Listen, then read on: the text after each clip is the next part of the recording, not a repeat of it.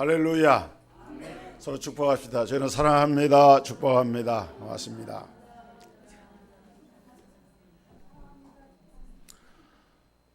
어제는 우리 여성교회가 주최하는 가을 나들이 행사를 잘 마치고 돌아왔습니다.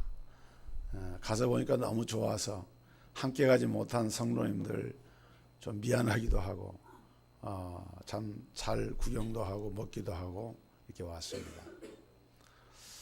포천에 이렇게 멀지 않은 곳인데 고속도로가 새로 신설이 되니까 거리도 그렇게 멀지 않고 빨리 가는 길이고, 아트밸리라고 저는 어제 처음 가봤는데 그 채석장이더라고요. 원래 돌 캐는 채석장을 이제 시에서 개발을 해가지고 여러 가지 그 과학관도 만들어 놓고 조각공원도 만들어 놓고 또 모노레일을 이렇게 타고 올라갔다 내려오게 해서 뭐 노인들도 이렇게 가면은 거기에 그 병원에서 사용하는 그 뭡니까 그 밀차 이런 것이 있기 때문에 어제 우리 남궁 권사님도 가셨지만은 권사님도 구경 잘하셨죠.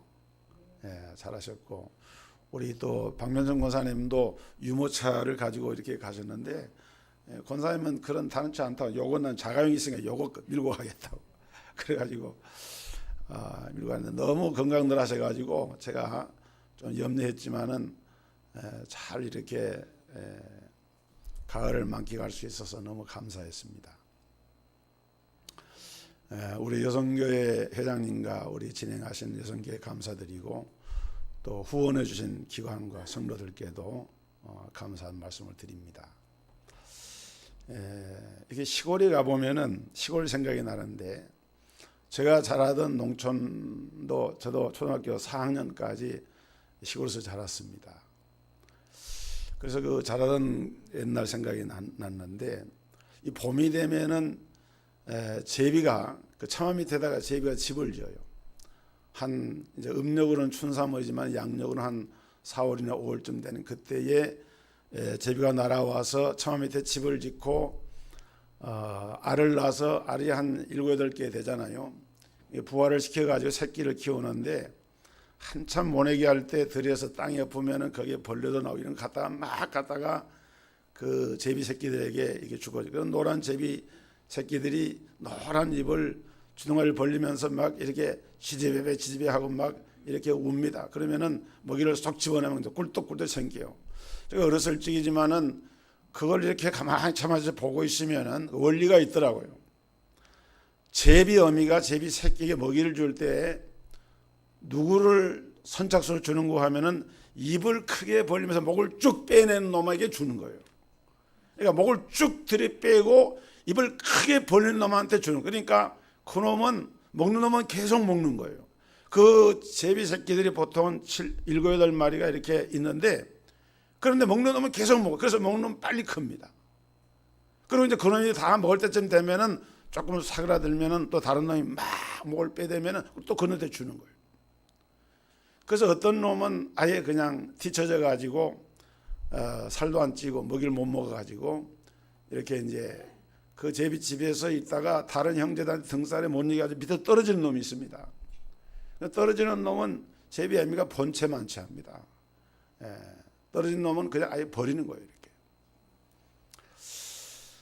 그리고 그 먹이를 줄 때 보니까요, 그 새끼가 자라나는 그 말하자면은 상태에 따라서 아주 어렸을 적에는 거기에 맞는 먹이를 가져다 주고 또 좀 크게 되면은 뭐 이제 잠자리라든지 좀 큰 그런 곤충도 이렇게 물어다 주고 그런 걸 보는데 중요한 것은 이 제비 새끼들이 먹이를 먹을 때 보니까 어미가 주는 대로 그냥 그대로 먹는 거예요.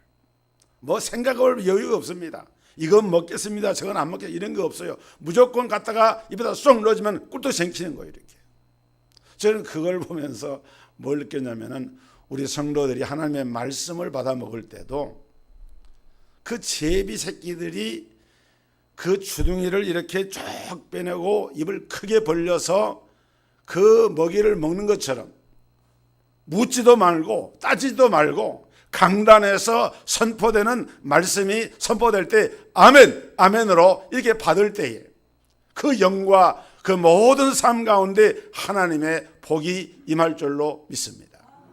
여러분 시편 81편 10절에 보면은 내 입을 넓게 열라 그래야만 내가 채우리라 그랬습니다.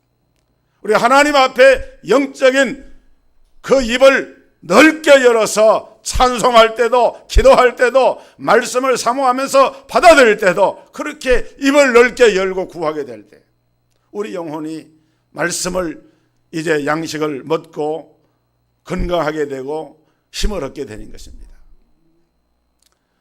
오늘 봉독한 성경 말씀을 보니까 이 민수기 12장에 기록된 말씀을 보니까 모세가 구스 여자를 아내로 삼았습니다. 원래 모세에게는 십보라라고 하는 아내가 있었어요. 아마도 성경에 이렇게 진행된 기록을 볼 때 이때 그 십보라는 죽지 않았는가.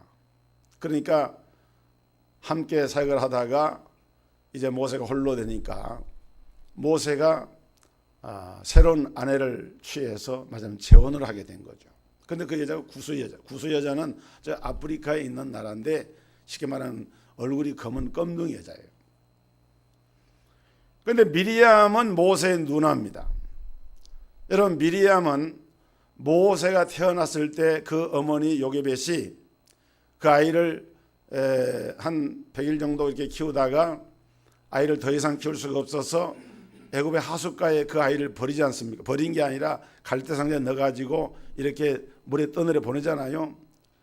그때 애굽의 그 바로 왕의 딸 공주가 시녀들과 함께 목욕하러 왔다가 그 갈대상자를 끌어와서 그 아이가 준수함을 보고 아이를 데려다 키우려고 할 때에 그때 번개같이 나타나서 갈대숲에서 그걸 지켜보고 있다가 나타나가지고 그 공주에게 저 공주님 아이를 키울 젖을 잘 내는 유모가 필요하지 않습니까? 그런 분 소개해 드릴까요? 그렇게 가지고 자기 엄마를 소개해 준 거예요.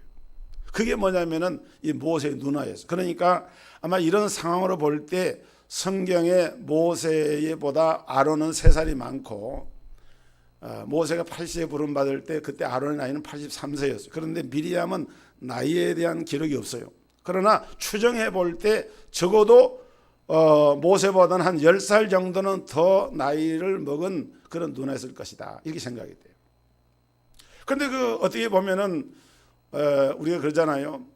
부모님이 바쁘면은 밑에 자라난 큰딸이 밑에 동생들도 어부도 키우고 그 맞이는 반 부모 노릇을 하는 것처럼 이 미리암은 그렇게 동생 모세를 어부다 키우다시피 하면서 물론 모세의 경우는 좀 특별했죠. 애국 궁정에서 자랐으니까. 그렇지만은 긴밀하게 어머니가 유모로 들어가 있으니까 어머니가 그 아들을 키우면서 미리암도 이렇게 불러다가 이렇게 하지 않았겠습니까?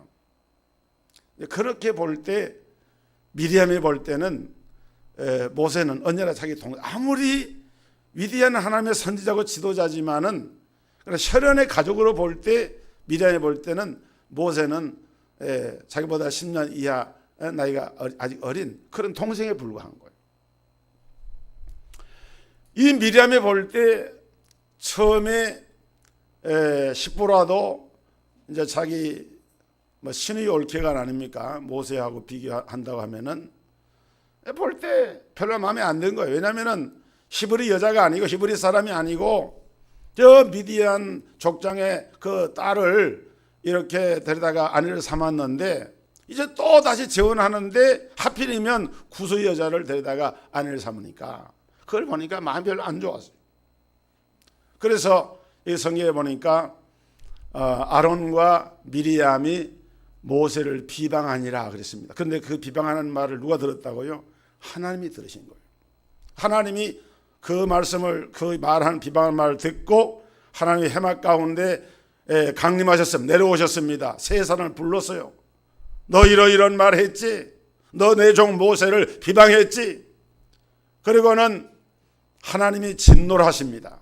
진노를 하시고 모세와 아론을 해막 앞에 따로 세운 다음에 진노하시니까 진노하시고 하나님 떠나가시니까 해막에서 구름이 거쳐 올라가고 잠시 후에 미리암이 문둥병이 들려가지고 문둥병이 걸렸어요.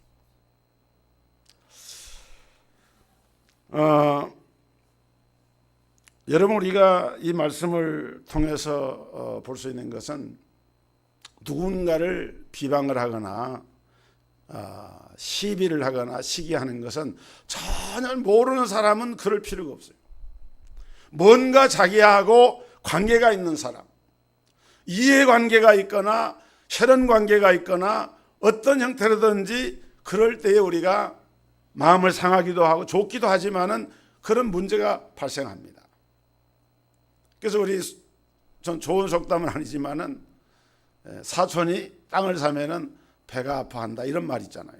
다 그런 건 아니겠지만은 차라리 나와 전혀 모르는 사람이, 저 멀리 있는 사람이 뭐 땅을 샀건 로또 복권이 당첨이 됐건 그거는 나한테 별로 문제가 안 되는 거예요. 그러나 내가 잘 알고 같이 잘하고 한 동네에 있었고 그런데 그 사람이 어느 날 갑자기 잘 된다 그러면은 상대적으로 내가 상실감을 느끼고 박탈감을 느끼기 때문에 좋은 감정은 아니지만은 어떤 시기하는 마음이 생겨나요.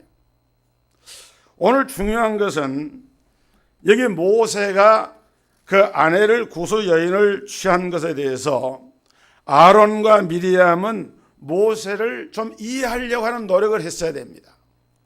여러분, 모세가 얼마나 고생을 많이 했습니까? 이스라엘 백성들을 이끌어냈지만은 그 많은 백성들을 가르치고 또 가르치고 설득을 해도 우리가 민수기에 보면은 너무 지도자로서 모세는 속도 상하고 마음이 상하는 그런 일이 많았습니다. 이 이스라엘 백성들을 이끌면서 얼마나 힘이 들고 어려웠겠어요. 그런데 거기다가 아내마저도 이제 세상을 떠나고 외롭고 쓸쓸하게 지내는데, 그런데 가족인 그들은 모세를 어떻게 했느냐? 자기들이 나서서 무슨 중매를 한 것도 아니고 모세의 처지를 이해하려고 한 것도 아니고, 그리고 나서 구경만 하고 있다가 모세가 구수 여인과 결혼하게 되었다 하니까 그때 그 재혼을 축하해 주지 못할 망정 아주 두 사람이 그냥 작심을 하고 모세를 향해서 비난하고 비방을 한 거예요. 근데 이상한 것은 모세는 자기 누나와 형이 자기를 비난하고 비방을 했지만은 한마디도 대꾸를 하거나 변명을 하거나 자기 입장을 설명하거나 이러지 않았습니다. 묵묵히 들었습니다. 가만히 듣고 있어요. 그런데 더 중요한 것은 그렇게 비방하는 말을 누가 들었느냐? 하나님이 듣고 계셨다. 그래, 하나님은 그냥 계시지 않고 이제 두 사람을 부른 다음에 아주 강하게 책망합니다. 6절에 보면 이르시되 내 말을 들으라. 너희 중에 선지자가 있으면 나 여호와가 이상으로 나를 그에게 알리기도 하고 꿈으로 그와 말하기도 하거니와 내 종 모세와는 그렇지 아니하니 그는 나의 온 집에 충성됨이라. 그와는 내가 대면하여 명백히 말하고 은밀한 말로 아니하며 그는 또 여호와의 형상을 보겠거늘 너희가 어찌하여 내 종 모세 비방하기를 두려워 아니하냐. 하나님께서 직접 아론과 미리암을 향해서 책망하신 말씀입니다. 아주 심하게 책망하시고 진노하시고 떠나버리셨는데 그러나자 바로 미리암은 문둥병이 들고 말았어요. 오늘 여기서 우리가 좀 생각해볼 부분이 있는데 그건 뭔가 하면은 왜 하나님은 모세를 그렇게 보호를 하고 모세를 비방하는 상대적으로 아론이나 미리암에 대해서는 강하게 질책을 하면서 이렇게 모세를 어떻게 보면 싸고 도시는가? 하나님께서 왜 모세에 대해서 이처럼 좋아하시고 글을 들어 쓰셨는가? 우리가 한번 생각해 볼 필요가 있죠. 여러분, 하나님께서 모세를 이렇게 들어 쓰신 데는 몇 가지 이유가 있는데, 첫째는 하나님께서 모세를 택하여 선택을 해서 세우셨기 때문에 그런 거예요. 물론 하나님은 모든 사람들을 다 요소요소에 택하여 세우십니다. 그러나 모세의 경우는 특별히 이스라엘 민족을 이끌어내는 이스라엘 민족의 지도자로서 지금 이 사명을 감당하는 자로 원대한 하나님의 구속의 섭리와 계획 가운데 하나님이 그 일을 위해서 모세를 지명하여 택하여 세웠어요. 그 사람이 바로 모세였습니다. 모세가 출애굽기 3장에 보면은 호렙산 가시나무 떨기나무 불꽃 가운데서 하나님의 부르시는 음성을 듣습니다. 너는 이제 내가 너를 바로에게 보내어 너로 내 백성 이스라엘 자손을 애굽에서 인도하여 내게 하리라 하면서 모세를 이스라엘의 지도자로 하나님이 택하여 세우신 거예요. 하나님이 친히 택하여 세우신 하나님의 종이 모세였습니다. 그런데 그가 허물이 있다고 해서 그것이 정말 허물인지는 모르겠어요. 오늘날 시각에서 보면은 국제 결혼도 많이 하고 어떤 그 흑인이나 백인이나 이런 것은 이렇게 예전에 그런 게 있잖아요. 12가지 크레용 색깔이 있는데 살색이 있어. 살색은 약간 연분홍기가 들어있는 살과 비슷한 색깔을 살색이라고, 우리 어렸을 때 그렇게 분홍색인데 살색이라고 이렇게 배웠어요. 그런데 지금은 그렇게 말하면 큰일 납니다, 선생님. 아니 살색이 몸이 얼굴이 검은 사람도 그 사람도 사람의 색깔인 거예요. 내 기준에서 볼 때는 살색이지만은 저 아프리카에는 수십억의 인구가 살고 있는데 그 사람들은 다 살색이 검은색이에요. 그러니까 내 기준으로 살색이라 그래가지고 다른 색깔을 이렇게 다른 말로 표현하는 것은 잘못된 것이죠. 그러니까 지금은 국제화 시대가 돼가지고 결혼도 다양한 피부와 인종끼리 서로 국제적인 결혼이 이루어지고 그러는데 지금 현재 시각으로 본다고 하면 아무것도 아니죠, 사실은. 그런데 그 당시에 이스라엘 민족은 유난히 하나님의 택한 선민으로서 여호와의 택한 그 선민의 의식이 강하다 보니까 이제 구수 여자를 아내로 취하는 것에 대해서 문제를 삼고 모세를 비방한 거예요.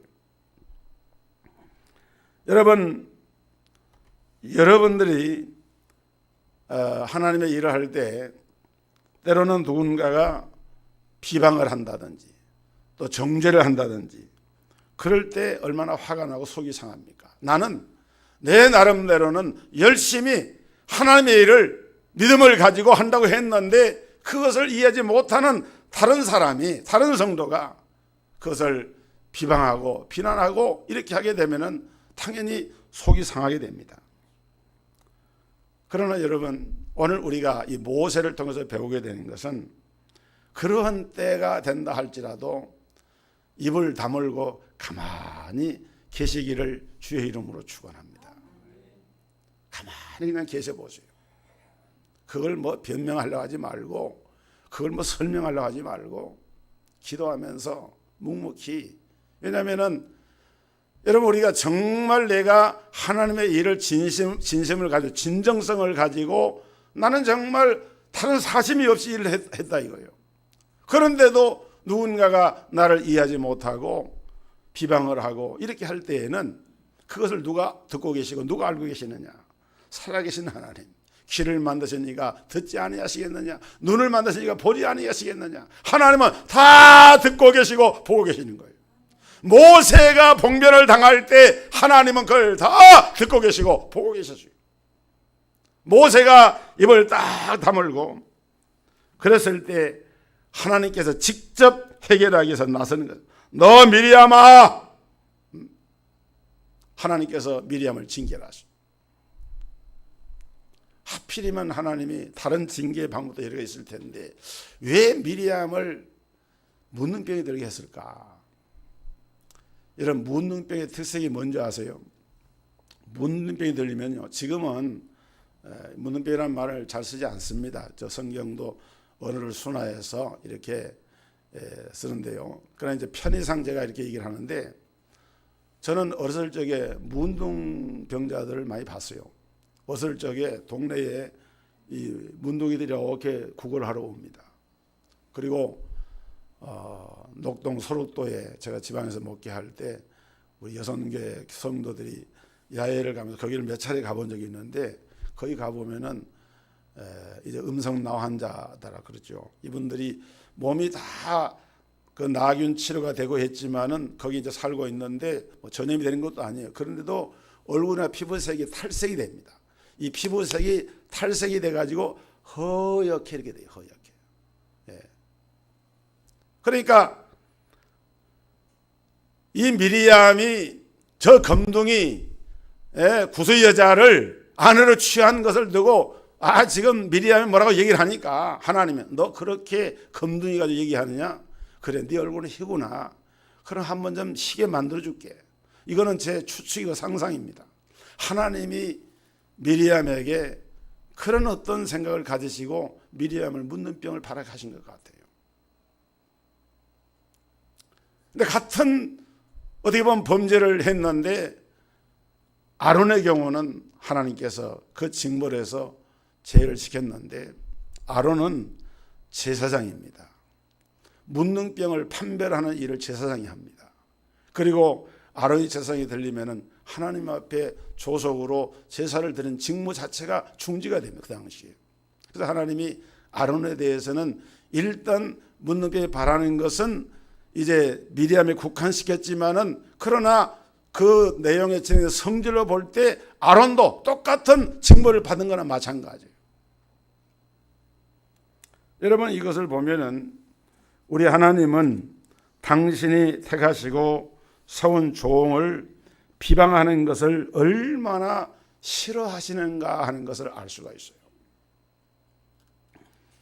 여러분 하나님이 교회에 세우신 종을 비방하거나 비난하는 그런 범죄를 하지 않게 되기를 주의 이름으로 축원합니다.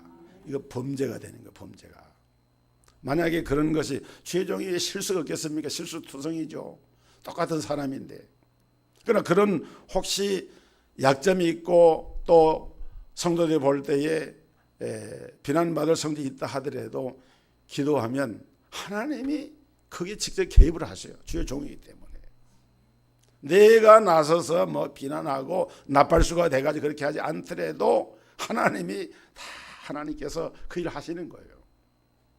여러분 성경에 보면은 이 문둥병은 아주 무서운 병인데 구약시대 우시야라고 하는 왕은 제사장만이 집례할 수 있는 제사를 자기가 직접 집례를 하려고 하다가 문둥병이 들려가지고 왕국에서 쫓겨난 그런 사례가 있습니다.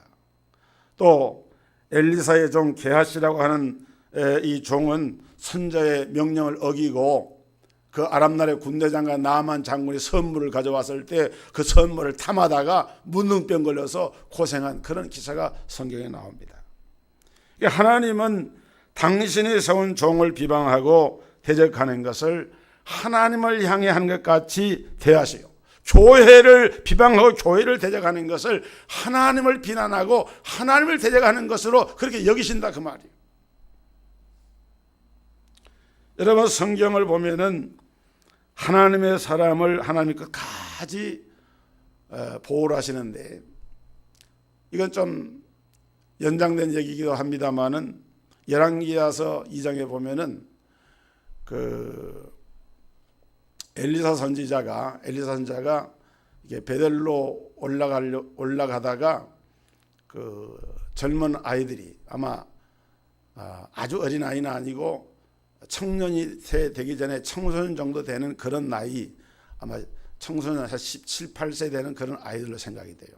그런데 그들이 어떤 무리를 쪄서 이동하는 가운데 그 엘리야를 향해서 이렇게 조롱을 했습니다. 대머리야 대머리야 올라가라 이렇게 했어요.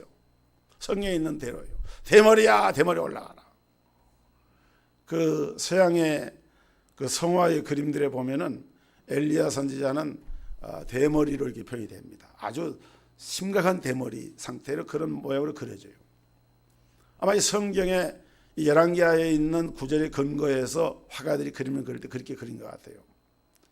그런데 엘리사 선지자가 그런 말을 듣고 이렇게 올라가다가 그 아이들을 저주를 합니다.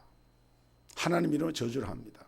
그랬더니 숲에서 암곰이 2마리가 나와가지고 아이들을 쨌는데 42명이 찢겨서 죽음을 당해요. 그런 사건이 기록이 되어 있어요. 어떻게 보면은 하나의 그 작은 에피소드일 수도 있지만은, 아니 아이들이 농담 삼아서 좀 사람을 조롱하고 비난할 수도 있는 거죠. 그런데 그렇다고 해서 그 아이들을 저주까지 할 필요가 있겠느냐, 이렇게 우리가 생각할 수 있습니다. 좀 지나치지 않느냐 생각할 수 있어요. 근데 저는 여기서 뭘 보는가 하면은, 엘리사가 엘리야의 뒤를 이어서 어떤 면에서 보면은 엘리사는 성경에 보면 갑절의 영감을 하나님께 구해요. 자기 스승 엘리야보다도 갑절의 영감을 내게 주옵소서. 실제로 엘리야가 행했던 이적과 권능보다도 엘리사가 행했던 이적과 권능들이 엘리야보다 더 엄청난 그런 권능들이 나타났어요. 그리고 귀한 사명을 감당을 합니다. 그 시대 엘리사의 사명은 너무도 크고 중요한 것이었어요. 그런데 여러분, 우리가 십계명 가운데 내 하나님 여호와 이름을 망령때 일컫지 말라, 내 하나님 여호와 이름을 망령때 일컫는 자를 내가 죄 없다 하지 아니하리라. 엘리야, 엘리사 둘 다 하나님이 주신 이름들이에요. 엘이라고 하는 건 하나님을 뜻하는 거예요. 하나님의 종으로, 하나님의 사역자로 부름받아서 하나님을 수행하고 있는 사람을 가리켜서 함부로 말하는 것에 대해서 하나님이 징계하신 거예요. 요한복음 13장 20절에 내가 진실로 진실로 너에게 이르노니 나의 보낸 자를 영접하는 자는 나를 영접하는 것이요 나를 영접하는 자는 나를 보내신 이를 영접하는 것이니라. 예수님이 제자들을 파송하시면서 너희를 영접하는 것이 바로 나를 영접한 것이다. 너희를 목마를 때, 너희가 감옥에 갇혔을 때, 너희가 헐벗을 때 너희를 도와주고 너희에게 그 대접한 것이고 내게 대한 것이다. 너희를 박대하고 너희를 비난하고 너희에 대해서 그렇게 행한 것이고 내게 대한 것이다 라고 말씀하면서, 주님은 제자들을 파송하시면서 주의 종들을 파송하시면서 그들을 주님과 일체화를 시켜서 이와 같이 표현하고 말씀하고 있어요. 우리가 배워야 할 중요한 교훈입니다. 이렇게 모세는 하나님께로부터 특별히 택하심을 받고 세우심을 받은 종이었기 때문에 하나님이 그를 보호하신 거예요. 두 번째는 모세는 하나님께 충성된 사람이었기 때문입니다. 오늘 봉독한 본문 7절 하반절에 보니까 그는 나의 온 집에 충성됨이라. 그는 나의 온 집에 충성됨이라. 여러분, 모세는 하나님의 이 부르심에 순종을 하기 위해서 정말 많은 위험도 당했고 또 모욕도 당하고 순환도 당하고 말로 할 수 없는, 그야말로 자기의 생명을 바쳐가면서 하나님의 백성들을 이끌어낸 이런 귀한 사명을 감당을 했습니다. 여러분, 충성이라고 하는 것이 뭐겠습니까? 자기가 맡은 일이 무엇이든지 믿음을 가지고 최선을 다하는 것이 충성입니다. 요한계시록 2장 10절에 보면 네가 죽도록 충성하라. 그리하면 내가 생명의 면류관을 내게 주리라. 네가 죽도록 충성하라. 죽도록 충성하라. 그리야만 내가 생명의 면류관을 내게 주리라. 여러분, 달란트 비유에서 예수님이 5달란트 맡은 종, 2달란트 맡은 종, 1달란트 맡은 종, 그들에게 구한 것은 물론 더 많은 것을 남기는 것도 필요하겠지만은 충성이었습니다. 2달란트 맡은 종이 2달란트 맡은 남긴 그 종에 대해서 하신 말씀이나 5달란트 맡은 종이 또 5달을 남겨서 10달란트가 된 종이나 칭찬하는 내용이 똑같아요. 네가 작은 일에 충성하였으니 내 주인의 즐거움에 참여할지어다. 똑같은 하나님께서 그 복을 말씀을 하고 있어요. 그러니까 우리가 사람마다 개인마다 받은 은사가 다르고 능력이 다르고 우리가 할 수 있는 역량이 같지가 않습니다. 그렇지만은 내가 선 그 자리에서 최선을 다해서 내가 할 수 있는 최선을 다하게 되면은 주님은 네가 정말 작은 일에 충성했구나, 그렇게 주님 보시는 거예요. 재직으로서, 우리 찬양대원으로서, 주일학교를 섬기는 교사로서, 하나님의 교회를 섬기는 교역자로서, 사역자로서 내가 맡아 있는 일의 그 분야에서 여러분, 내가 최선을 다하여 충성할 때 모세처럼 하나님께서 그를 붙드시고 그 사역 위에 기름 부어주시고 은혜를 주시는 줄 믿으시기를 주의 이름으로 축원합니다. 그 다음 마지막 세 번째는, 모세는 하나님 앞에 온유한 사람이었다 그랬습니다. 모세는 혈연 관계를 떠나서 하나님의 종입니다. 그렇기 때문에 아무리 형님과 누님이지만은 그들이 비방을 할 때 모세도 사람이니까 그 형님이나 누나를 향해서 자기에게 주어진 하나님의 권세를 가지고 분노할 수도 있고 책망을 할 수도 있는 위치에 있었지만은 모세는 분노하거나 책망을 하지 않습니다. 그냥 가만히 있었어요.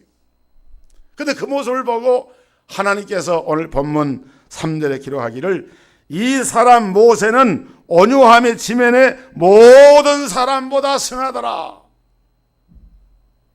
한번 따라합시다. 이 사람 모세는 지면의 모든 사람보다 온유함이 승하더라. 모세는 한마디로 온유한 사람이라는 거예요. 그런데 여러분, 성경에 보면은 모세는 성질이 불같은 사람이었어요. 온유한 사람하고는 거리가 굉장히 먼 사람입니다. 혈기를 이기지 못해서 자기 동족이 히브리인이 애굽 사람에게 이렇게 모욕을 당하고 고통당하는 것을 보고서 그 애굽 사람을 돌을 들어서 쳐 죽이고 땅에 묻고 그것 때문에 도망간 사람이 모세였어요. 시경을 받고 내려올 때에 밑에서 기다리던 아론과 회중들이 기다리다 지쳐가지고 송아지를 가지고 이것이 바로 애굽에서 우리를 이끌어낸 신이다 하면서 춤추고 노래하면서 이렇게 할 때에 모세가 그 광경을 기가 막혀서 하나님께로 받은 십계명 돌비를 던져버리게, 그걸 깨뜨려버리고 그렇게 했던 사람이 모세였어요. 모세는 성격이 그렇게 온유한 사람이 아니에요. 불같은 사람입니다. 불을 보면 참지 못하고 어떤 자기가 마음 먹었던 거 있으면은 그걸 그대로 그냥 밀고 나가는 그런 사람이었어요. 그런데 성경은 그 모세를 가리켜서 온유한 사람이다, 지면의 모든 사람보다 그 온유함이 승하더라 그랬어요. 이 온유함은 무엇이냐?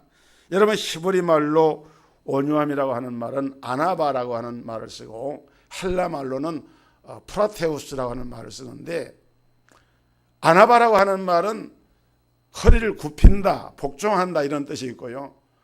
프라테우스라고 하는 이 말은 그 사나운 이런 짐승을 길들여서 순응하게 하는 때 쓰는 말이 온유함이라고, 이 프라테우스라는 말이에요.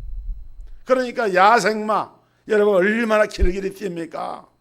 그 야생마를 길을 들여가지고 코에다가 콧줄을 하고 콧비를 매가지고 딱 하면은 아주 얌전하게 되는 것처럼, 원래 이 온유함이라고 하는 것은 천성적으로 온유한 사람이 온유한 게 아닌 거예요.